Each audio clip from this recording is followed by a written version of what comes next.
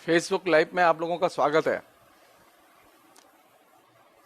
आज की बातचीत का हम लोगों ने जो विषय रखा है वह है कि स्त्री के मूल्यांकन की जो विभिन्न पद्धतियां प्रचलन में हैं, या हम ये भी कह सकते हैं कि स्त्री को देखने के जो विभिन्न नजरिए प्रचलन में हैं, उन पद्धतियों को और उनसे जुड़ी हुई समस्याओं को हम लोग बहुत ही सिंपल ढंग से, सहज ढंग से, जिसे एक लेमैन समझ सकता है, जिसे उस भाव से हम लोग कैसे समझें।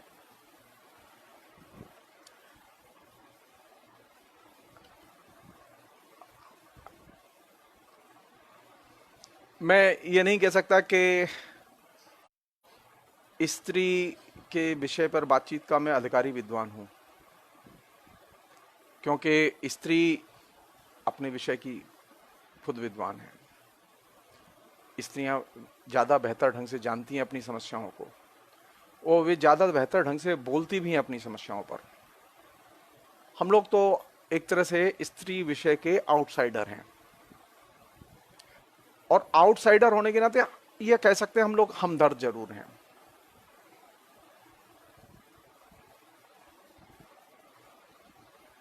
स्त्री के मूल्यांकन को लेकर जितने भी विषय प्रचलन में हैं, उनमें दो बेसिक समस्याएं हैं, जिनको के मतलब वो मार्क्सवादी हों, संरचनावादी हों, उत्तर संरचनावादी हों, आधुनिकतावादी हों, उत्तराधुनिकतावादी हों, वो चाहे जिस तरह के लोग हों, उनकी दो चिंताएं बहुत गंभीर हैं जो कि नोटिस में लेने की हैं। पहली चिंता यह कि जो स्त्री के जितने भी स्कूल हैं मूल्यांकन के देखने के, वो कहते हैं कि जो प्रचलित जो लिटरेरी क्रिटिसिज्म है, या क्रिटिसिज्म एज ए जेनर, उससे स्त्री के विषय नहीं पढ़े जाने चाहिए। और ये चीज अपने आप में एक बहुत बड़ी चीज है। उनकी ये धारणा है कि स्त्री आलोचना के जो विषय हैं, स्त्री आलोचना की जो समस्याएं हैं, स्त्री के जो प्रश्न हैं, जो सांस्कृतिक प्रश्न हैं, राजनीतिक प्रश्न हैं, विभिन्न जेनर में वो स्त्री के लेखन के मूल्यांकन को लेकर जुड़े हुए प्रश्न हैं, उन सभी प्रश्नों को आप जो लिटरेरी क्रिटिसिज्म है, उस लिटरेरी क्रिटिसिज्म के जरिए आप विश्लेषित नहीं कर सकते। और ये अगर पहली चीज अगर हम अपने जहन में रखें तो बहुत सारी समस्याएं हल हो सकती हैं। इसमें पहली दिक्कत यह है कि उनकी ये धारणा है, और ये धारणा सही है, जितना मैंने अब तक पढ़ा है आलोचना को, और विभिन्न किस्म की जो आलोचना स्कूल हैं उनको, कि आलोचना एज ए जेनर, उसमें बहुत मेजर हिस्सा वह है जो कि पूरा का पूरा आलोचना जेनर का चरित्र ही पुंजवादी है। इसलिए स्त्रियों को आलोचना अच्छी नहीं लगती, स्त्रियों को बातचीत अच्छी लगती है, स्त्रियों को संवाद अच्छा लगता है, स्त्रियों को विनिमय अच्छा लगता है, लेकिन स्त्रियों को आलोचना अच्छी नहीं लगती। और वे आलोचना का जो ये जो पुंजवादी जो चरित्र है, इस चरित्र की वजह से वे आलोचना एज ए जेनर को ही अस्वीकार करती हैं। और ये एक बहुत बड़ी चीज है जिस पर कि अभी तक मैं हिंदी आलोचना की तो मैं जानता हूं कि हिंदी आलोचना ने कम से कम विचार नहीं किया है। हिंदी के आलोचक कमोवेश, वो चाहे रामविलास शर्मा हो, चाहे वो नामवर सिंह हो, चाहे वो मुक्तिबोध हो, और उसके पहले हजारी साहब द्विवेदी हो, अज्ञेय हो, रामचंद्र शुक्ल हो, ये सारे के सारे लोग स्त्रीवादी नजरिए से साहित्य की जो स्त्री की समस्याएं हैं, या स्त्री साहित्य की जो समस्याएं हैं, या स्त्री के सांस्कृतिक जो प्रश्न हैं, उन पर विचार नहीं करते। सो हमारे यहां जो सेक्युलर जो या प्रोग्रेसिव जो आलोचना की परंपरा है, वो आलोचना की परंपरा कुल मिला के वो फेमिनिस्ट दृष्टिकोण से विचार ही नहीं करती। उसके यहाँ फेमिनिस्ट दृष्टिकोण दाखिल नहीं होता। कुछ लोगों के यहाँ स्त्री दाखिल होती है, वो नॉमिनल तौर पर। लेकिन स्त्री पर बात करते समय आलोचना के दायरे के बाहर निकलना बेहद जरूरी है। और आलोचना के दायरे के बाहर निकलना, आलोचना मतलब genre, criticism as a genre के दायरे में रह के या उसके विभिन्न रूपों के जरिए या दृष्टियों के जरिए आप स्त्री को विश्लेषित नहीं कर सकते। ये एक बहुत बड़ी चीज है।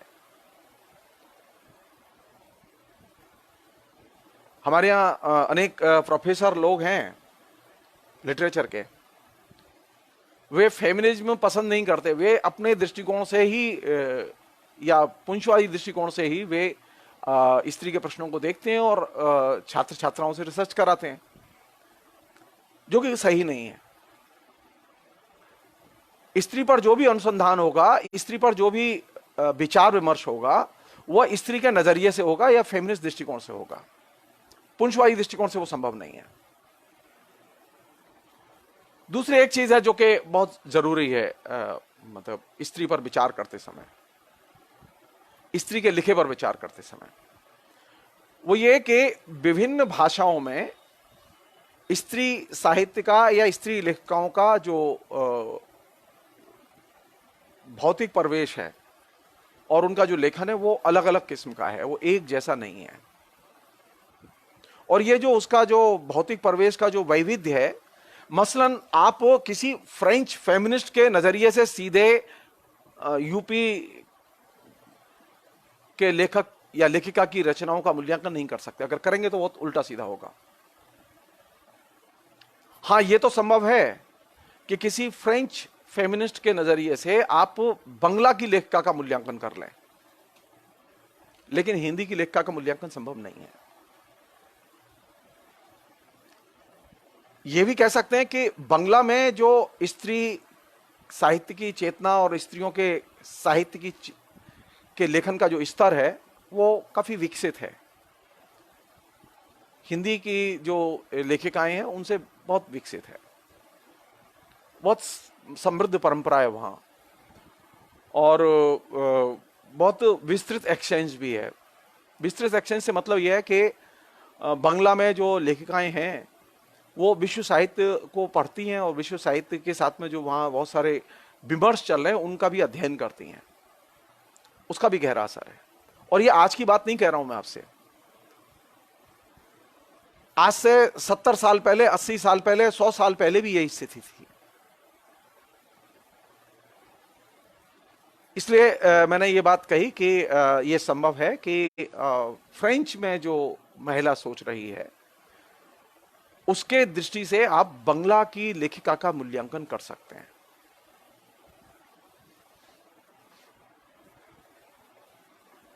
पहली चीज कि स्त्री के लेखन का मूल्यांकन करते समय उसका जो वैविध्यपूर्ण संसार है, वैविध्यपूर्ण भाषिक संसार है स्त्रियों का, उसका वैविध्यपूर्ण एथनिक संसार है, इस संसार की समझ हमारे पास में होनी चाहिए।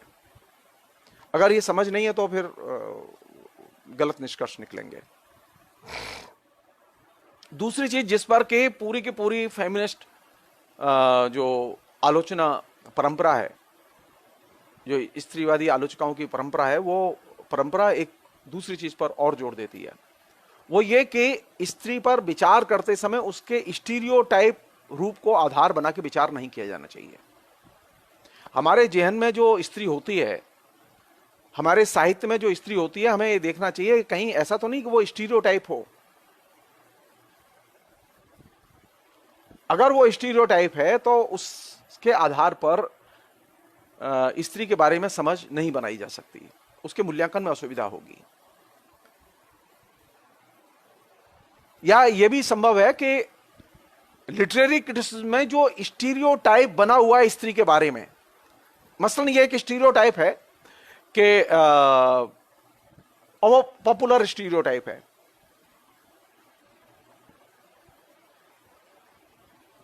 बिना रियलिटी को जाने जब हम ये लिखते हैं कि स्त्री का शोषण होता है, हमें जानना होगा कि स्त्री का सच में शोषण होता है कि नहीं होता है। ये हमारा अनुमान है। अगर हमने अनुमान के आधार पर लिखा है तो वह एक स्टीरियोटाइप है। अगर हमने किसी टेक्स्ट या कोई जीवन की घटना उसके संदर्भ में जाके हमने अगर उसका विश्लेषण किया और देखा है तो बात दूसरी है। यह भी तो संभव है ना कि जिस स्त्री चरित्र के बारे में बात कर रहे हो उसका शोषण ही ना हुआ हो। सभी स्त्रियां ऐसी नहीं है जिनका शोषण होता है, ऐसी भी स्त्रियां हैं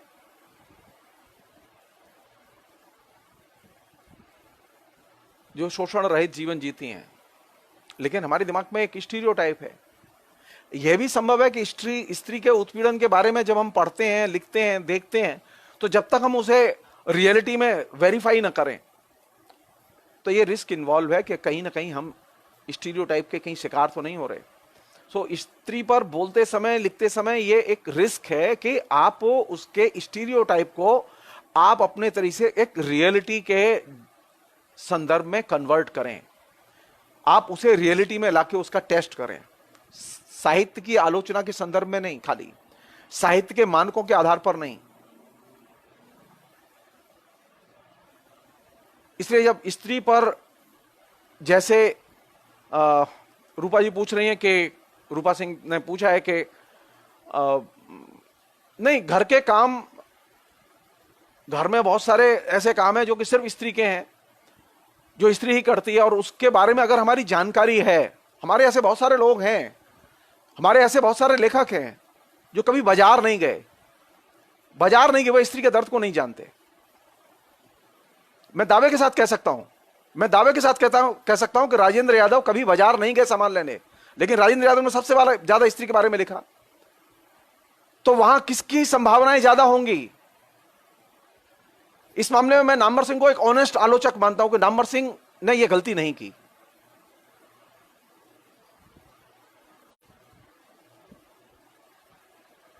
स्त्री को जानने के लिए जरूरी है कि वो सिर्फ अनुमान की चीज नहीं है, कल्पना की चीज नहीं है।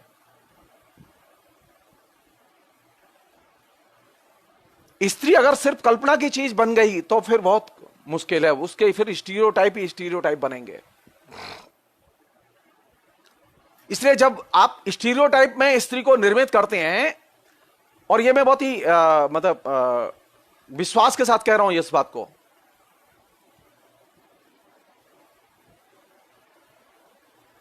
कि राजेंद्र यादव की हंस पत्रिका ने, और खासतौर पर राजेंद्र यादव का जो लिखा है वो स्त्रीवादी नहीं, वो पुंछवादी है।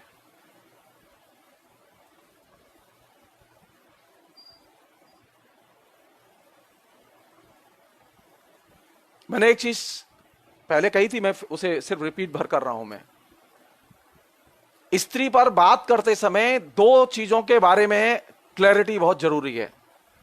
स्त्री के द्वारा लिखे गए लेखन पर भी बात करने के लिए, फेमिनिस्ट दृष्टिकोण से बात करने के लिए दो चीजों पर क्लैरिटी बेहद जरूरी है। पहली चीज, स्त्री के प्रति आपकी प्रतिबद्धता और स्त्रीवाद के प्रति प्रतिबद्धता।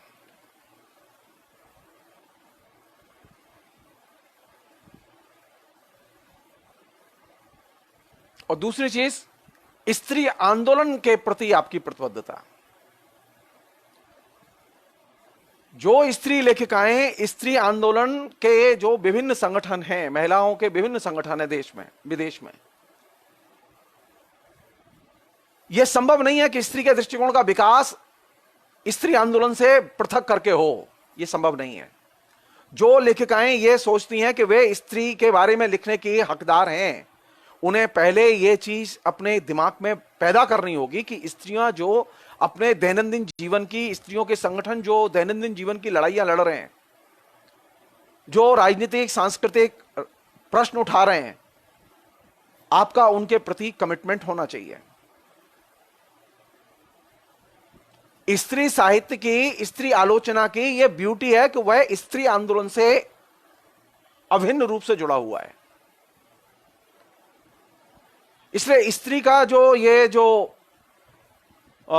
विमर्श है, यह कोई एक वाचिक विलास नहीं है, वाचिक विलास नहीं है।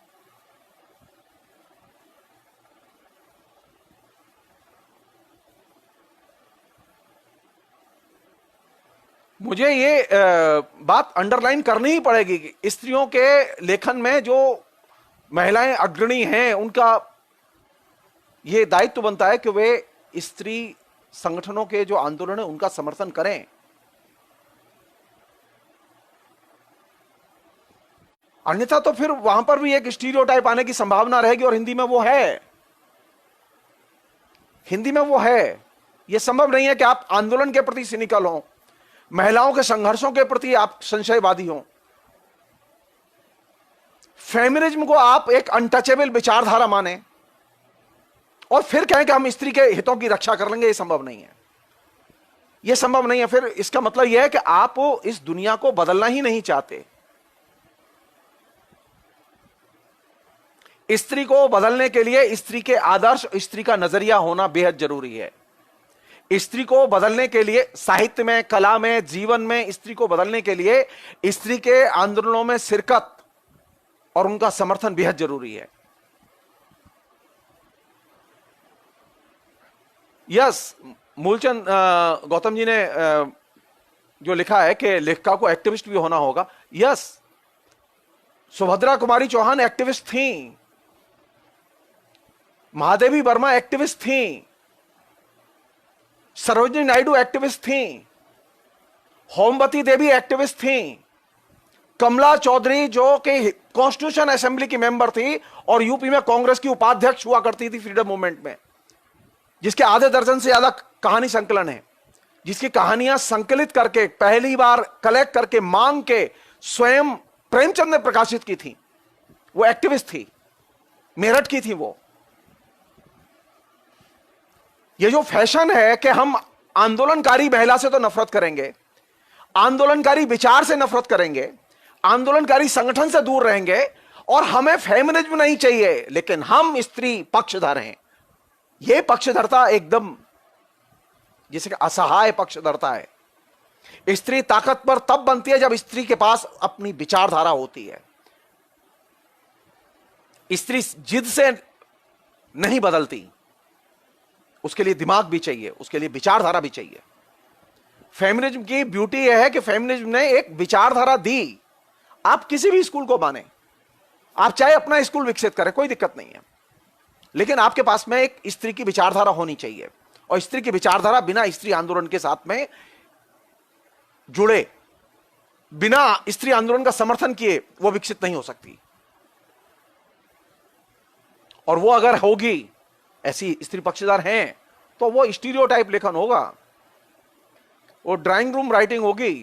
हमारे यहां दो तरह की राइटिंग है, एक ड्राइंग रूम राइटिंग है और एक बाथरूम राइटिंग है। वो साहित्य में भी है, वो स्त्री साहित्य में भी है।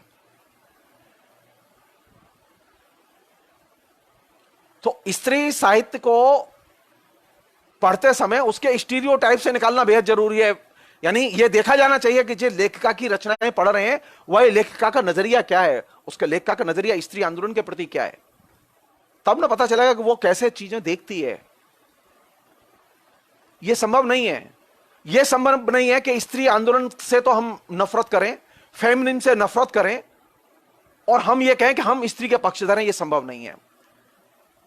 एक अन्य चीज जो कि स्त्री आंदोलनकर्ता जो इस बात पर बहुत जोर देते हैं, जो फेमिनिस्ट हैं वो बहुत जोर देती हैं दुनिया की,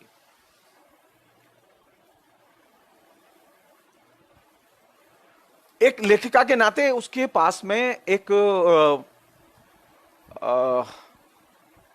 कानूनी चेतना तो होनी चाहिए, अवेयरनेस होनी चाहिए, अन्यथा दिक्कत होगी। मैं ऐसे अनेक रचनाओं के नाम बोल सकता हूं, मैं सिर्फ सुविधा के लिए नहीं बोल रहा हूं कि लोगों को अब मैं नाखुश नहीं करना चाहता। हमारे यहां स्त्रियां ऐसी बहुत सारी चीजें लिखती हैं जो कि कानूनन तौर पर इलीगल हैं।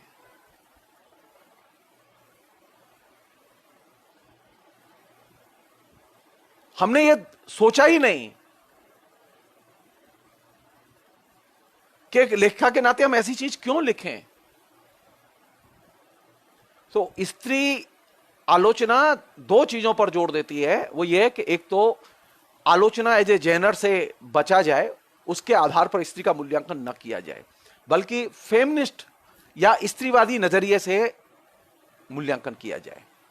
हमारे यहाँ एक क्लासिकल उदाहरण है, जो महिला है जो कि बहुत बड़ी लेखिका है, कृष्णा सोपती।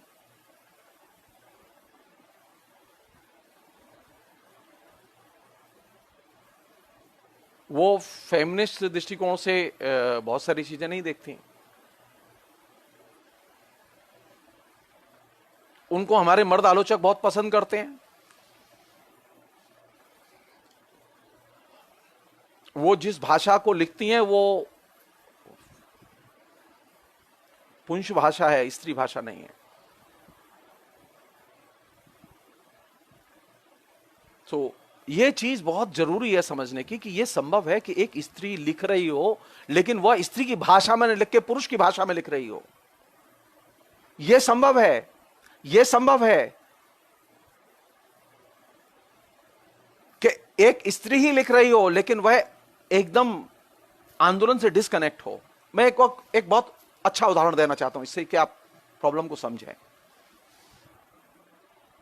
कुछ चीजें ऐसी हैं जिन्हें स्त्री ही बेहतर ढंग से जानती है। अनुभूति के क्षेत्र ऐसे हैं स्त्री के जिन्हें वो बेहतर ढंग से आर्टिकुलेट कर सकती है।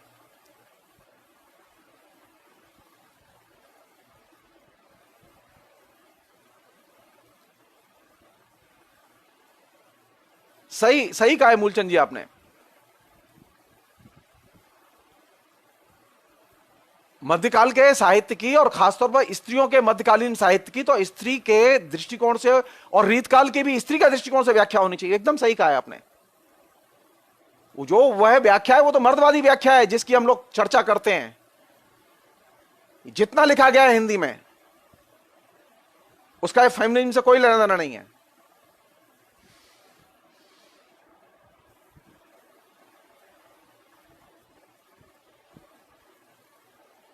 हमारी चिंताएं यहां से शुरू होनी चाहिए, खासतौर पर ये जो पूरा लिटरेरी डिस्कोर्स है स्त्री का, कि पहली चीज कि लेखिका के नाते, एक रिसर्चर के नाते हम फेमिनिज्म को जाने।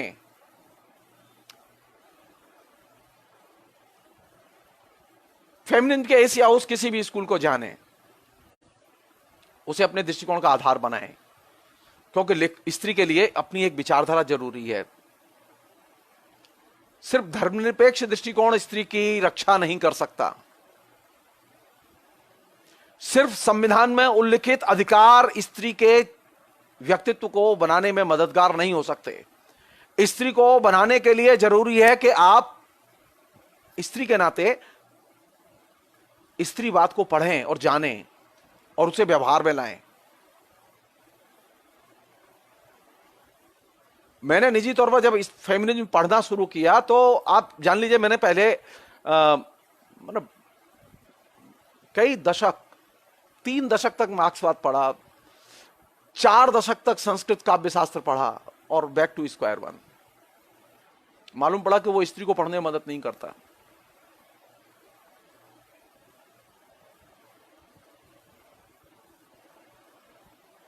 मुझे स्त्रीवादियों की ये आलोचना एकदम सही लगती है कि आलोचना का जो संस्कृत काव्य शास्त्र का स्कूल है वो, या कामसूत्र का स्कूल है वो, जिससे कि पूरा का पूरा श्रृंगार साहित्य रचा गया, जिससे कि पूरा पूरा रीतकाल रचा गया, जिसमें कि तरह तरह की स्त्रियों का चरित्र रचा गया, वह स्कूल मर्दवादी स्कूल है। और वहां जो चित्रण है वो पुंछवादी दृष्टि से किया गया चित्रण है।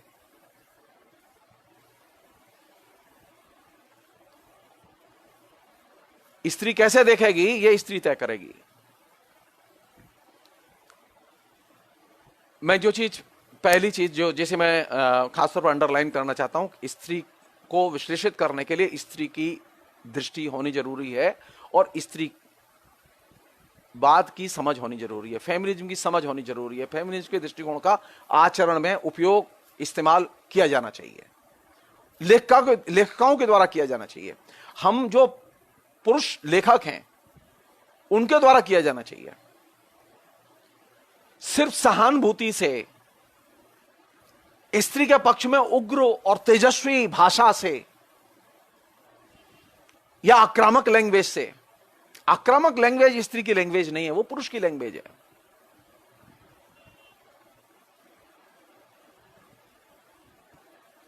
या स्त्री के पक्ष में बड़बोलेपन की भाषा, वो स्त्री की भाषा नहीं है। स्त्री बड़बोलापन पसंद नहीं करती।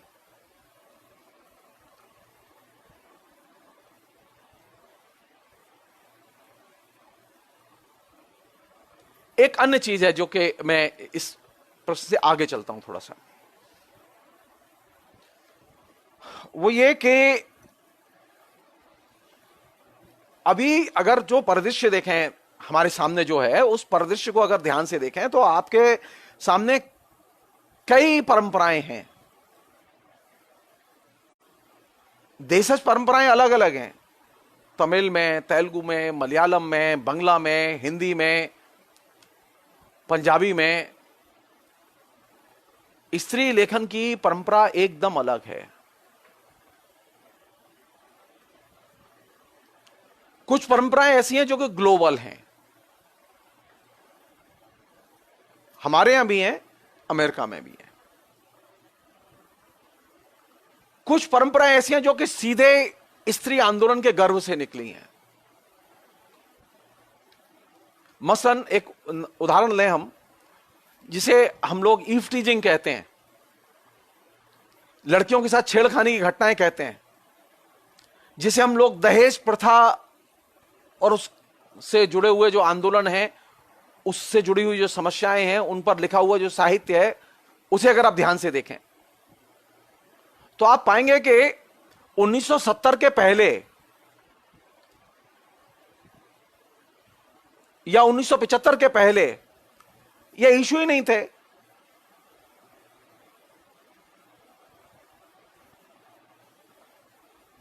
क्योंकि जब पहली बार छेड़खानी का विरोध किया गया, पहली बार जब दहेज प्रथा का विरोध किया गया, तब पता चला कि दहेज प्रथा को लेकर क्या मुश्किल है। पहले हम ये मानते थे कि देखना, छेड़ना हमारा राइट है।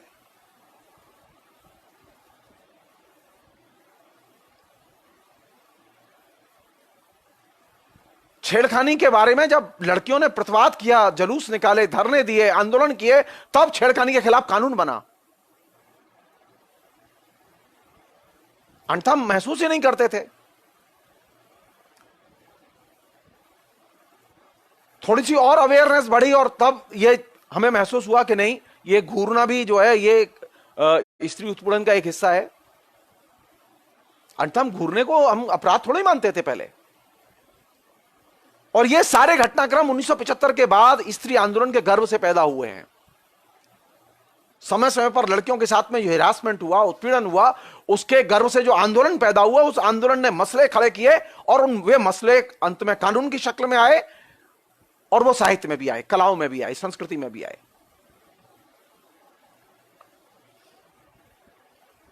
स्त्री पहले भी छेड़ी जाती थी,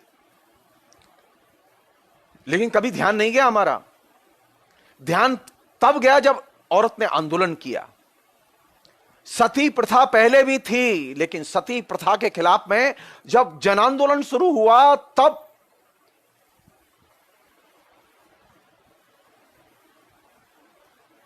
सती प्रथा के विरोध के बारे में सोचा गया।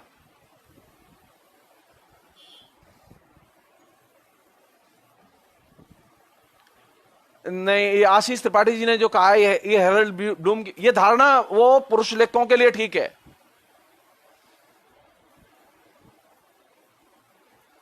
स्त्री की रचना मौलिक होगी या रूढ़िबद्ध होगी या नकल होगी, इन कैटेगरीज को स्त्री की रचनाओं पर लागू नहीं किया जा सकता। स्त्री की सब रचनाएं, शुरू में हर जगह सब रचनाएं एकदम अमौलिक ही होंगी।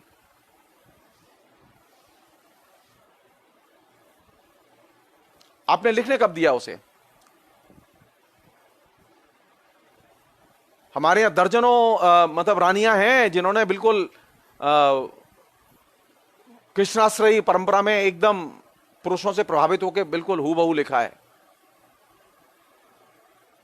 दर्जनों। हेरल्ड ब्लूम की धारणा ये कहीं और लागू हो तो हो, स्त्रियों पर लागू नहीं होती।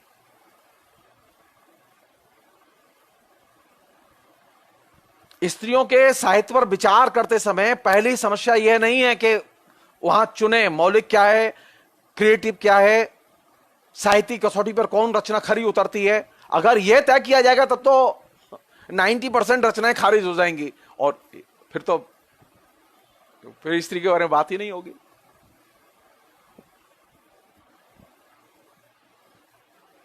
स्त्री ने कच्चा पक्का जैसा भी लिखा है, जो भी लिखा है, वह साहित्य का हिस्सा है।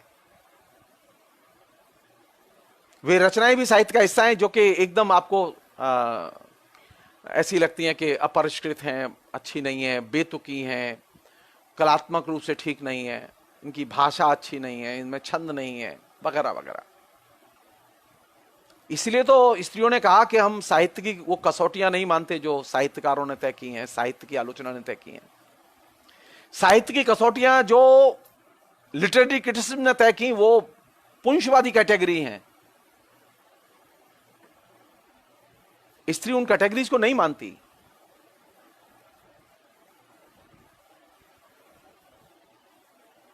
कहां मिलेगी वो स्त्री?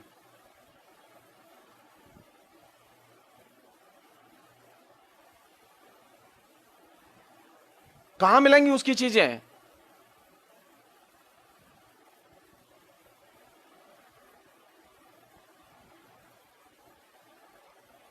अनुभूति में, और अनुभूति का पता तब चलेगा जब मिलोगे। वो चीज ऐसी नहीं है जिसे कि आप सोचें खाली। तो कहने का मेरा मतलब है कि स्त्रियों के भारत में कई परंपराएं हैं, एक परंपरा नहीं है। स्त्री के साहित्य की कई परंपराएं हैं। एक परंपरा वह है जो कि ग्लोबल से सीधे प्रभावित है, एक परंपरा वह है जो कि विभिन्न नेशनलिटीज के बीच में है, विभिन्न भाषाओं में अलग अलग किस्म की परंपराएं हैं उसकी। और हर भाषा के साहित्य का उसकी अपनी परंपरा के, और खासतौर पर स्त्री साहित्य की परंपरा के संदर्भ में ही मूल्यांकन होगा। पुरुष साहित्य की परंपरा के क्रम में उसका मूल्यांकन नहीं होगा।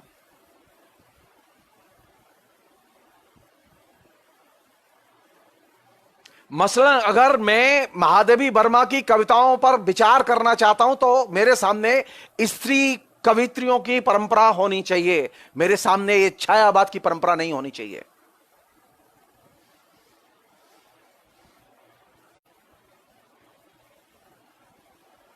क्या हमारी आलोचना ये परिश्रम करने के लिए तैयार है? नहीं।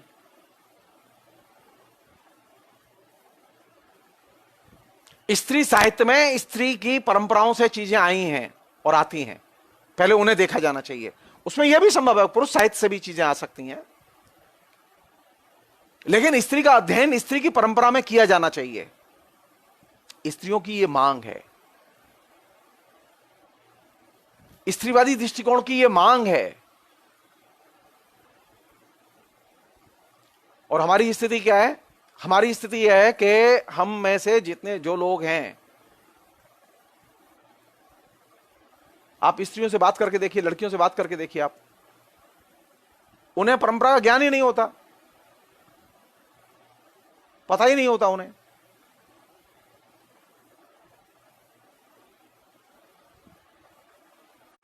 क्योंकि हमने उसकी कोई रिलेवेंस स्वीकार ही नहीं की है, कभी उसको केंद्र में रख के बात ही नहीं की है। आप किसी भी लड़की से पूछे कि तेरी नानी की मां का नाम क्या था, जरा बताओ। आप तय मान लीजिए, आप क्लास में सर्वे कीजिए, अगर 100 लड़कियों में से 90 लड़कियां फेल ना हो जाए तो नाम नहीं मेरा। जिस लड़की को अपनी नानी की मां का नाम नहीं पता, आप उम्मीद कर रहे हैं जिस साहित्यकार को, ये आलोचक को, रामचंद्र शुक्ल को, नामवर सिंह को, रामविलास शर्मा को यह नहीं मालूम कि महादेवी वर्मा की कविता का मूल्यांकन पुरुष की कविता की परंपरा में नहीं करना चाहिए, लेकिन हुआ है, लगातार हुआ है ये काम। हमने लगातार यह काम किया है, स्त्री लेखिकाओं ने यह काम किया है। वो चाहती हैं यह काम कि उनको प्रेमचंद की परंपरा में विश्लेषित किया जाए, उनके कथा साहित्य को।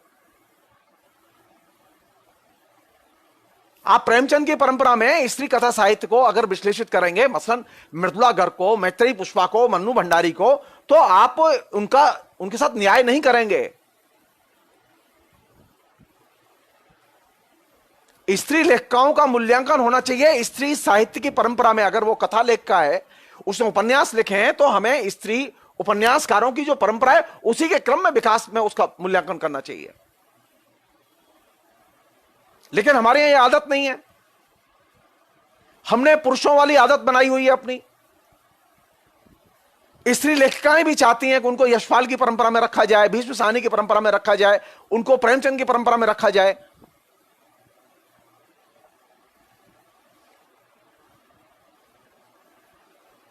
आप जो ही स्त्री को दाखिल करेंगे साहित्य में, स्त्री के बारे में विचार करेंगे, तो तय मानिए कि आपने जो अब तक ढांचा बनाया है लिटरेरी क्रिटिसिज्म का, अब तक जो मानक बनाए, वो सारे के सारे अस्त व्यस्त हो जाएंगे।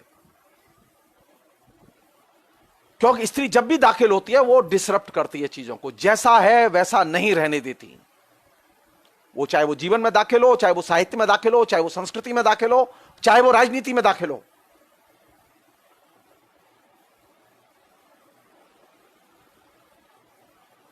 चीजें जैसी हैं वैसी नहीं रहने देती वो। और यही चीज इसको बेहतर ढंग से समझने के लिए जरूरी है कि स्त्री के लेखन का, चाहे उसका निबंध हो, चाहे उसकी कहानी हो, चाहे उपन्यास हो, जो भी जेनर आप चुने स्त्री का लिखा हुआ, उसे स्त्री के लेखन की परंपरा के क्रम में ही देखा जाना चाहिए। हर भाषा के स्त्री लेखन की परंपरा अलग अलग है। जाहिर है कि महाश्वेता देवी के ट्रेडिशन में रख के आप हिंदी की लेखिका को नहीं पढ़ सकते, क्योंकि महाश्वेता देवी का बंगला की लेखिकाओं के क्रम में विकास हुआ है। हमारे यहां मैत्रेयी पुष्पा का या मृदुला गर्ग का या मन्नू भंडारी का या और किसी भी लेखिका का जो विकास क्रम है, वो हमें जानना होगा कि हमारे यहां स्त्री लेखिकाओं के कथा साहित्य की परंपरा क्या है।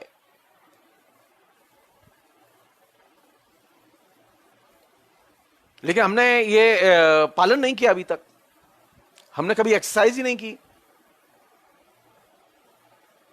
और ये गलती हमारी तमाम साहित्यिक पत्रिकाओं में मिलेगी। इसलिए मैं बार बार कहता हूं कि साहित्य का जो प्रचलित ढर्रा है वो एकदम पुंजवादी है। ये गलती हंस में भी मिलेगी, जिसने सबसे ज्यादा स्त्री के पक्ष में रचनाएं छापी। तो कौन सी चीज महत्वपूर्ण है मेरे लिए? कौन सी चीज ताकत देती है स्त्री को? कौन सी चीज ताकत देगी स्त्री को? ताकत तब मिलेगी जब स्त्री को स्त्री साहित्य की परंपरा में रख के विश्लेषित किया जाए, उसकी भाषा की परंपरा में रख के विश्लेषित किया जाए। अगर पंजाबी की लेखिका है कोई, तो उसे पंजाबी स्त्री साहित्य की परंपरा में रख के देखा जाना चाहिए। हमारे यहां दिक्कत क्या है? हमारे यहां अमृता प्रीतम को हिंदी की परंपरा में रख के देखने की आदत है। अब भाई, अब थोड़ा सा हम लोग अपनी आदत सुधारें। नहीं, ऐसे नहीं चलेगा, ऐसे नहीं चलेगा। एक और चीज है जिसे मैं आपसे शेयर करना चाहता हूं कि वो ये कि स्त्री पर बात करते समय स्त्री के कई स्ट्रगल के मोर्चे हैं जिस पर वो स्ट्रगल कर रही है।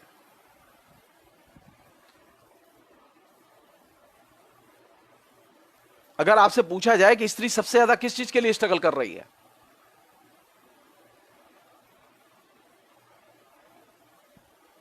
स्त्री सबसे ज्यादा एक ही चीज के लिए स्ट्रगल कर रही है, जो कि सबसे बड़ा मोर्चा है, वो है रोटी के लिए संघर्ष।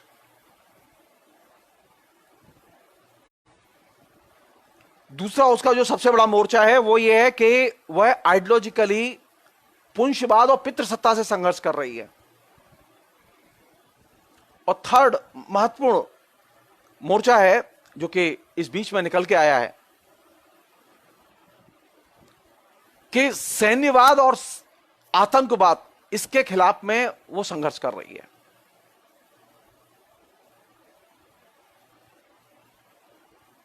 ये हाल के वर्षों में ये नया फिनोमेना है।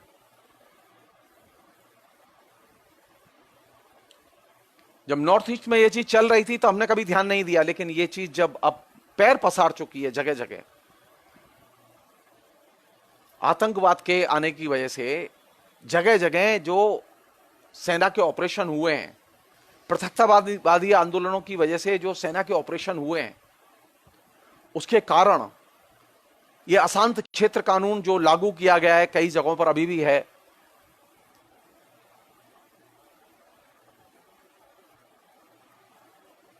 तो ये स्त्री का लड़ाई का बहुत बड़ा मोर्चा है जहां स्त्रियां लड़ रही हैं, जिसकी कभी हमने कभी चर्चा नहीं की है, बातचीत नहीं करते हम लोग, और बहुत ही पीसफुली लड़ाई लड़ रही हैं। वो हथियारबंद लड़ाई नहीं लड़ रही, एकदम गांधीयन तरीके से लड़ाई लड़ रही हैं। वो शर्मिला इरोम को तो आप जानते ही हैं।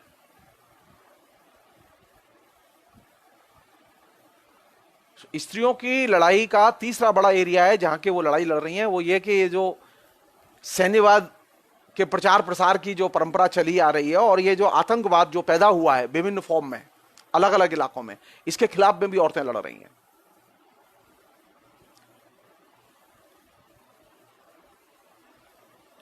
स्त्रियों में एक विपर्य भी घटा है जिसे समझने की जरूरत है। स्त्रियों का एक हिस्सा आतंकवाद की तरफ भी गया है, स्त्रियों का एक हिस्सा पृथकतावाद की तरफ भी गया है, और स्त्रियों का एक हिस्सा जो है वो हिंदू सांप्रदायिकता की ओर भी गया है।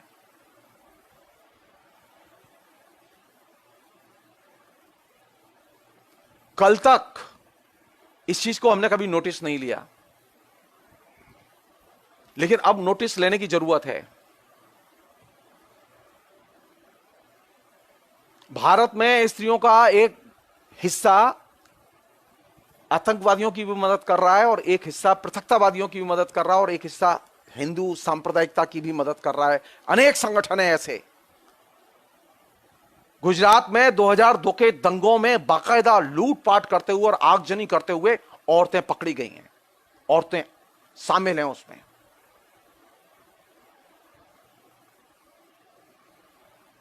और उस समय की जो गुजरात की सरकार थी, वहां की तो एक मंत्री को बाकायदा सजा तक मिली, जो बाद में तमाम किस्म के ऊल जलूल तरीकों से उसे किसी तरह से निकालने की कोशिश की गई, जो डॉक्टर थी।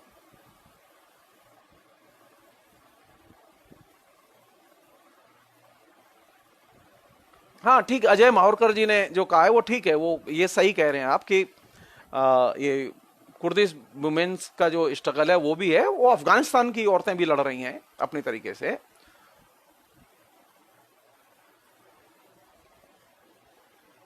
ये एक रियलिटी है जिसे हमें समझना चाहिए। कश्मीर में भी औरतें हैं जो आतंकवाद के खिलाफ हैं, पीसफुली लड़ रही हैं। तो औरतों का एक एरिया वह है जहां पर के सिर्फ वही चीज नहीं है जो कि अब तक रही है कि डोमेस्टिक वायलेंस, शारीरिक शोषण, ये आर्थिक असमानता या सामाजिक असमानता के प्रश्न, या ईव टीजिंग का प्रश्न, या दहेज का प्रश्न वगैरह वगैरह। ये सिर्फ ये एरिया नहीं है, बल्कि कुछ नए एरिया भी खुले हैं और जहां बड़े स्केल पर औरतें इधर और उधर दोनों ही तरफ शामिल हैं। और ये अपने आप में एक नई चीज है जिस पर कि ध्यान देने की जरूरत है। इसलिए औरत के बारे में एक कोई यूनिवर्सल, एक अमूर्त इमेज बना के बात करने की जरूरत नहीं है, बल्कि कॉन्क्रीटली ठोस रूप में औरत को सामने रख के बात की जानी चाहिए।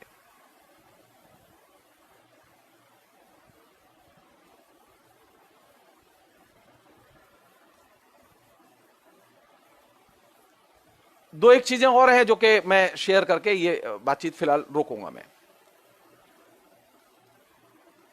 वो ये कि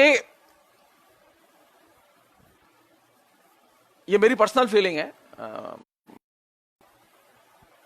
अब ये भी कभी कह सकते हैं कि ये मेरा इंटेलेक्चुअल राइट है।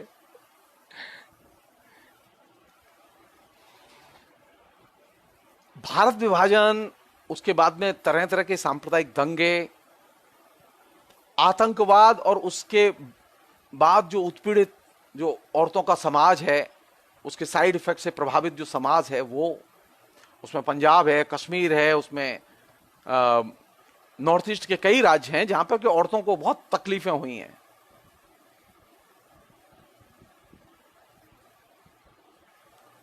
मेरी जानकारी में नहीं है कि औरतों को जो तकलीफें हुई हैं, उन तकलीफों को हमने कभी गंभीरता से एक लिटरेरी डिस्कोर्स का या साहित्यिक आलोचना का विषय कभी बनाया? मेरी नॉलेज में कोई एक निबंध भी नहीं है।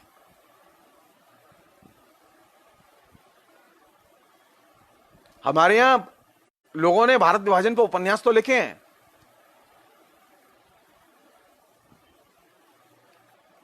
लेकिन भारत विभाजन से स्त्रियां किस कदर परेशान हुई और पीड़ित हुई, इसको लेकर लिटरेरी क्रिटिसिज्म कोई नहीं लिखा गया, एकदम नहीं है।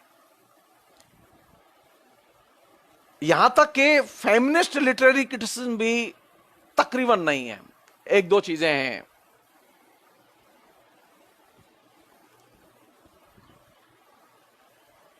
और वो भी इधर के वर्षों में आई हैं, वो पिछले 15-20 साल में।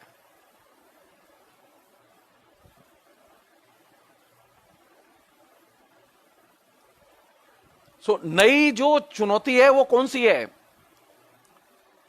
स्त्री के पद्धति शास्त्र की नई चुनौती है कि वह ये जो एरिया हैं, जो आतंकवाद प्रभावित एरिया हैं, जो पृथकतावाद से प्रभावित एरिया हैं, जो सांप्रदायिक दंगों से प्रभावित एरिया हैं, वहां स्त्रियां पक्ष और विपक्ष में कैसे खड़ी हुई हैं,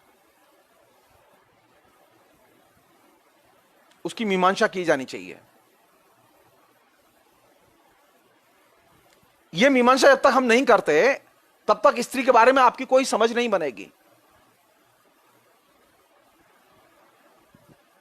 मेरी व्यक्तिगत राय है कि पिछले 70 साल में लोकतंत्र के विकास के साथ और स्त्री के तमाम कृष्ण के प्रश्न चर्चा में आए हैं। स्त्री आंदोलन ने बहुत अनेक उपलब्धियां हासिल की हैं, नए कानून बने हैं स्त्रियों के संरक्षण के लिए। लेकिन मेरी यह व्यक्तिगत राय है कि स्त्रियों के प्रति हमारा अलगाव या अजनबीपन बढ़ा है। स्त्रियों को हम पहले की तुलना में और भी कम जानते हैं। स्त्रियों के बारे में हमारी समझ बढ़ी नहीं है, घटी है। स्त्री अभी जितनी ज्यादा दिखती है, विज्ञापन के कोई भी वस्तु का विज्ञापन ऐसा नहीं है जिसमें स्त्री ना हो, कोई सीरियल नहीं है जिसमें स्त्री ना हो, कोई फिल्म नहीं है जिसमें स्त्री ना हो। स्त्री सबसे ज्यादा आपके मीडिया के फलक को घेरती है, लेकिन वास्तविकता यह है कि जीवन में स्त्री को आप सबसे कम जानते हैं, सबसे ज्यादा एलिनेटेड हैं। और यह जो अलगाव है, यह जो अजनबीपन है स्त्री के प्रति, यह अजनबीपन अपने आप में इस बात का प्रमाण है कि ये जो क्षितिज पर जो चीज दिखाई दे रही है, यानी हर जगह स्त्री दिखाई दे रही है, इसकी ये इस बात की सूचना नहीं है कि हमारा समाज स्त्री को जानता है, या हमारा जो सो कॉल पढ़ा लिखा वर्ग है वह स्त्री को जानता है, या उसके अंदर स्त्री को लेकर कोई सहानुभूति है। नहीं, वास्तविकता यह है कि उसके अंदर स्त्री को लेकर कोई सेंस ही नहीं है, बोध ही नहीं है। अगर मैं एक वाक्य में कहूं कि लोकतंत्र में स्त्री के प्रति अलगाव बढ़ा है, प्रेम नहीं। स्त्री पर हमले बढ़े हैं लोकतंत्र में।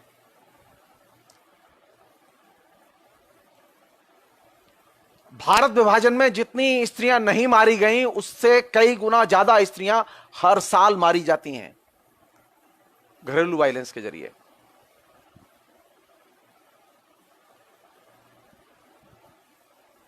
हमारे पास में इसका कोई उत्तर नहीं है कि हमारे यहां घरेलू हिंसा थमने का नाम क्यों नहीं लेती। क्यों? क्योंकि हम स्त्री को स्त्री की नजर से देखना ही नहीं चाहते।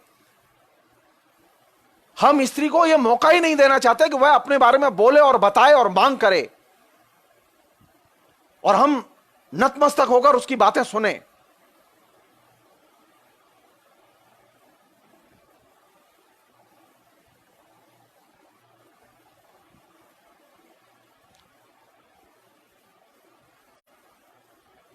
आपने कभी सोचा, आप जितना कश्मीरी पंडितों के बारे में और उनके खिलाफ जो उत्पीड़न हुआ उसके बारे में जानते हैं, आपने कभी सोचा कि आतंकवाद से प्रभावित होकर हजारों औरतें हैं, कश्मीरी औरतें, जो अभी एकदम साइकोलॉजिकल ट्रॉमा में हैं, और वो पिछले 25 साल से 30 साल से ट्रॉमा में हैं।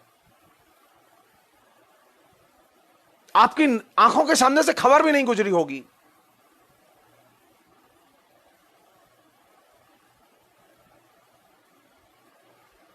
जिस लड़की के या जिस परिवार के अंदर से यंग लड़का चला गया और आतंकवादी बन गया, उस परिवार की स्त्री का क्या अपराध है जो उसे उत्पीड़न का शिकार होना पड़े? उन औरतों ने नहीं भेजा उसे।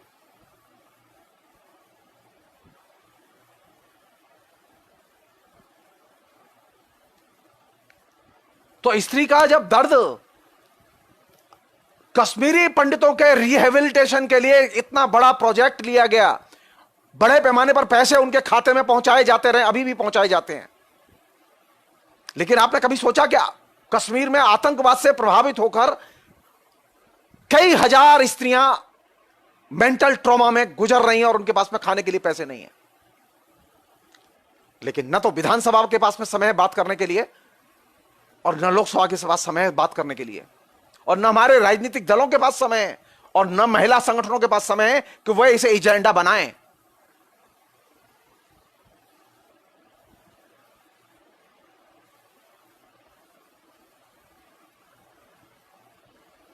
तो स्त्री के जब दुख आते हैं, स्त्री की जब तकलीफें आती हैं, तो हम दाएं बाएं भागने लगते हैं।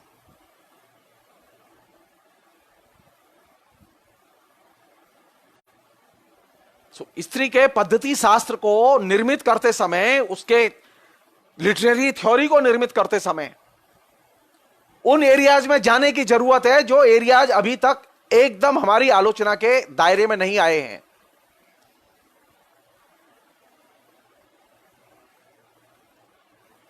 मुझे जितनी एक धर्मनिरपेक्ष औरत पसंद है, मुझे उतनी ही वह औरत भी पसंद है जो कि एकदम विक्टिम है टेररिज्म की। मुझे वह औरत भी पसंद है, उसके बारे में लिखा जाना चाहिए, जो सांप्रदायिकता की विक्टिम है। वो चाहे वो दुर्गा वाहिनी में चली जाए या वो दुर्गा वाहिनी के हाथों मर जाए, दोनों ही स्थितियों में स्त्री का नुकसान है। अगर स्त्री सांप्रदायिक दंगे करने लगे तो भी खतरनाक है, और स्त्री के सांप्रदायिक दंगे की वजह से स्त्री का उत्पीड़न हो और स्त्री मारी जाए, विधवा बने, वो भी खतरनाक है। दोनों तरफ से स्त्री मरेगी। तो अब एक नई स्त्री पैदा हुई है। पिछले 6 साल के पहले तक स्त्रियां सांप्रदायिक मसले पर नहीं बोलती थी, लेकिन पिछले 6 साल में एक मेजर चेंज है कि स्त्रियां कभी अखबार तक नहीं पढ़ती, वो सिर्फ टेलीविजन कंज्यूम करती है, टेलीविजन की खबरों से अपनी राय बनाती है। आज वो औरत बड़ी मुस्तैदी के साथ, इस कोरोना की तबाही के बावजूद बड़ी मुस्तैदी के साथ नरेंद्र मोदी के साथ खड़ी हुई है। और क्यों खड़ी हुई है? क्योंकि उसने उसके साथ में जुड़ के एक राष्ट्रवादी और हिंदू राष्ट्रवादी दृष्टिकोण अर्जित किया है। तो कल तक जो न्यूट्रल औरत दिखाई दे रही थी, अभी उसे पूरे के पूरे टेलीविजन कवरेज ने एकदम कॉमनल औरत के तौर पर कन्वर्ट करके हमारे सामने खड़ा कर दिया है।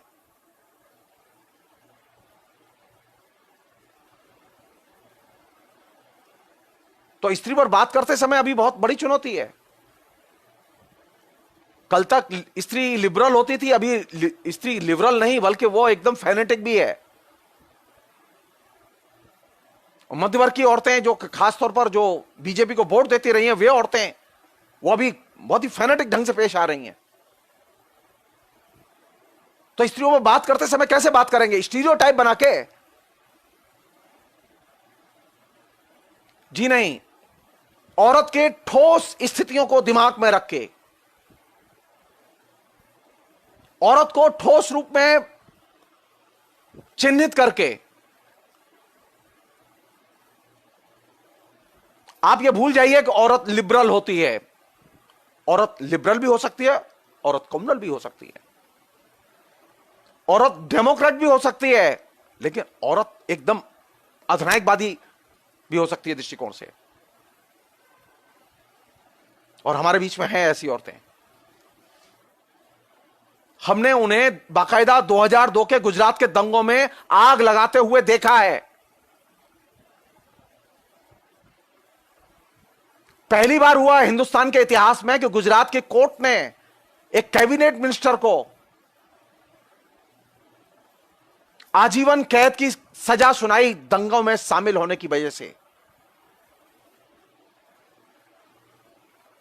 उस कैबिनेट मिनिस्टर को सिर्फ अमित शाह ने बाद में सारी चीजों को उलट पुलट करके उन्होंने जाके कोर्ट में गवाही दी, उसके बाद में उसे किसी तरह से बाहर निकाला गया है। लेकिन तथ्य तो तथ्य हैं, तथ्य को तो आप डिनाई नहीं कर सकते।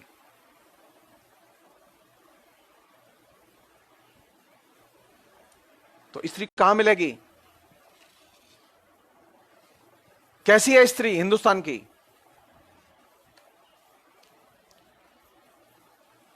हिंदुस्तान की स्त्री को किस रूप में व्याख्यायित करें? क्या उसकी कोई एक इमेज, कोई यूनिवर्सल, कोई राष्ट्रीय इमेज बनाई जा सकती है? जी नहीं।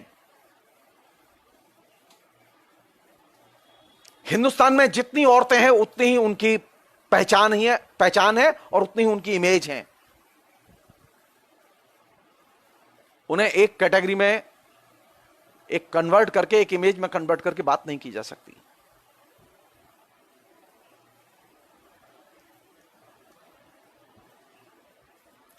कहने का मतलब है, जो ही आप ये पृथकतावाद के, सांप्रदायिकता के, आतंकवाद के प्रश्नों को सामने ले आते हैं, राष्ट्रवाद के सवाल को सामने ले आते हैं, तो औरत एकदम आपको एकदम भिन्न रूप में नजर आएगी। क्यों? क्योंकि आपने 1947 में जो भारत विभाजन हुआ, उस भारत विभाजन के संदर्भ में स्त्री को कभी परखने की कोशिश ही नहीं की। उसके बाद लगातार दंगे हुए हैं। पिछले 70 साल में हजारों दंगे हुए हैं। आपने कभी उसको परखने की कोशिश नहीं की कि वहां नीचे क्या घट रहा है उसके साथ में।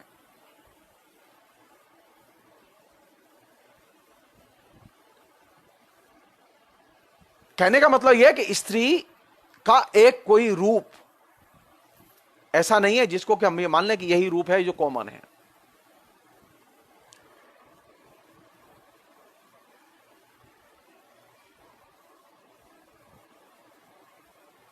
अब स्त्री को बराबरी तो चाहिए, बराबरी होनी भी चाहिए उसकी, लेकिन सवाल यह है कि वह स्त्री जो कि सांप्रदायिकता के पक्ष में खड़ी है, आतंकवाद के पक्ष में खड़ी है,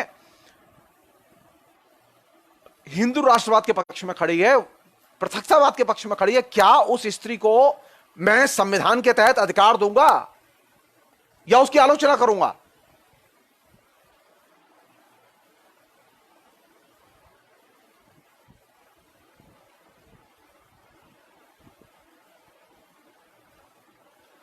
अब जरा पलट के देखिए तो कितने लोगों ने लिखा है इन सब चीजों पर। जब डिस्कोर्स में ही नहीं आ रही चीज, लिखत में ही नहीं आ रही है, चर्चा के केंद्र में ही नहीं आ रही है, तो आप उससे लड़ेंगे कैसे? हुआ यह है कि हमने जब भी स्त्री के सवाल आए हैं तो हमने उन्हें क्या किया है कि जब भी कोई महत्वपूर्ण सवाल आया है तो हम कोशिश करते हैं कि एक आध दो दिन तो बात कर लो, वहां तक ठीक है, लेकिन उसके बाद में इसे हटाओ यार, केंद्र से हटाओ। स्त्री के सवालों को, स्त्री की भूमिका को इग्नोर करने से स्थितियां और जटिल और समस्या मूलक बनी हैं। आपने जिस चीज को कैजुअली लिया था ना, अभी वो एकदम जहरीले आइडियोलॉजिकल कैंपेन के तौर पर कन्वर्ट हो चुकी है। दुर्गा वाहिनी को कैजुअली लिया था सभी लोगों ने, अभी वो दुर्गा वाहिनी जो है ना वो हर घर में बैठी हुई है।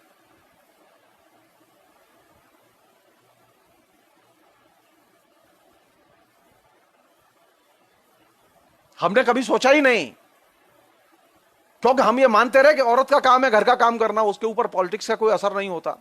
नहीं जी, पॉलिटिक्स का उस पर गहरा असर हुआ है। वो पॉलिटिकल हो गई है घर में रहते रहते, और एकदम ऐसी पॉलिटिकल हो गई है कि वो, उसे डेमोक्रेसी पसंद नहीं है।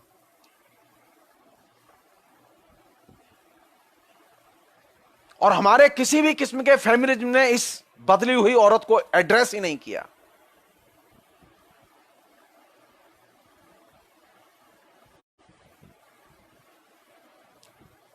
स्त्री का ये जो रूप जो हर घर में तैयार हुआ है, उस रूप को खोलने की जरूरत है। और भी बहुत सारी चीजें हैं, इनकी हम लोग चर्चा करेंगे थोड़ा सा बाद में कभी मौका लगा के। लेकिन मैं जो चीज कहना चाहता हूं ये कि स्त्री के पद्धति शास्त्र, उसकी लिटरेरी थ्योरी को निर्मित करते समय आप मैकेनिकली अगर कोई चीज फ्रेंच या इंग्लिश जो फेमिनिस्ट सिद्धांत है वहां से लाएंगे तो उससे हिंदुस्तान की औरत आपकी पकड़ में नहीं आएगी, समझ में नहीं आएगी। स्त्री वही नहीं है जो कि उपन्यास में दिखाई दे रही है। उपन्यास में जो स्त्री है ना, वो बहुत छोटे से दायरे में है। स्त्री के वे एरिया बहुत बड़े हैं जो अभी उपन्यास में दाखिल नहीं हुए हैं। उन्होंने स्त्री के जीवन को ज्यादा प्रभावित किया है।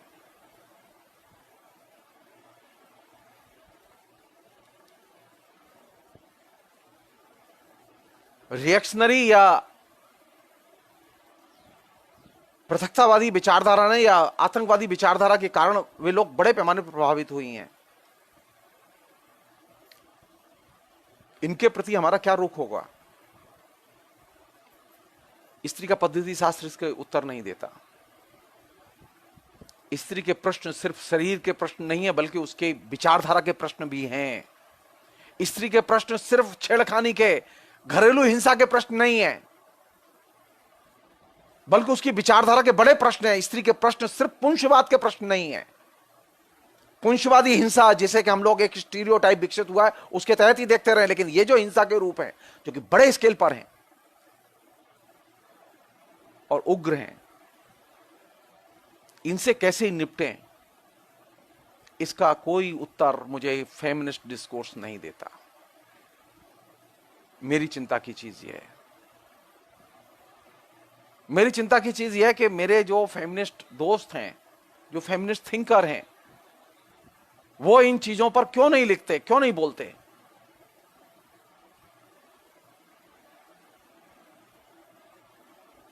मेरी चिंता की चीज यह है कि एक लेखिका जो कि हिंदी भाषी क्षेत्र के जीवन पर लिख रही है, उसे स्त्रियों के वे सवाल क्यों नहीं नजर आते जहां स्त्री एकदम आइडियोलॉजिकली पूरी की पूरी बदल गई है। यह मेरी चिंता के क्षेत्र है। इसलिए स्त्री को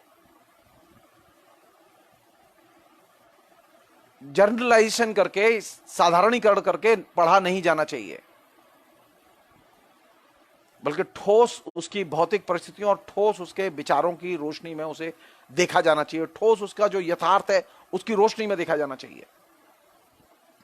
लोकतंत्र में स्त्री का ठोस यथार्थ ज्यादा प्रतिक्रियावादी बना है। उसका ठोस यथार्थ, उसकी रियल लाइफ से पुरुषों का, समाज का अलगाव ज्यादा बढ़ा है। स्त्री को पहले की तुलना में हम अभी कम जानते हैं। पहले ज्यादा जानते थे, अभी कम जानते हैं। जबकि स्त्री ज्यादा हमारी इमेज के सामने है, हमारी आंखों के सामने है, लेकिन हम सबसे कम जानते हैं। स्त्री के बारे में हम सबसे कम बात करते हैं और स्त्री से सबसे कम बात करते हैं। और यही वो जगह है जहां से कि हमें अपने रास्ते खोलने चाहिए।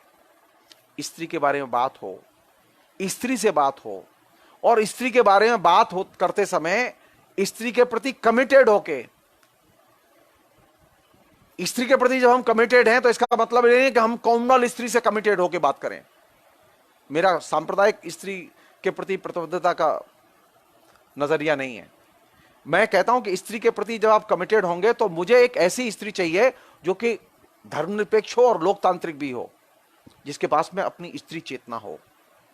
बिना स्त्री चेतना के ये जो सांप्रदायिकता से प्रभावित है या आतंकवाद से प्रभावित है, ये स्त्री चेतना नहीं है, ये पुरुष चेतना के क्षेत्र हैं और इन्हें कुरेद के सामने लाने की जरूरत है। फिलहाल इतना ही।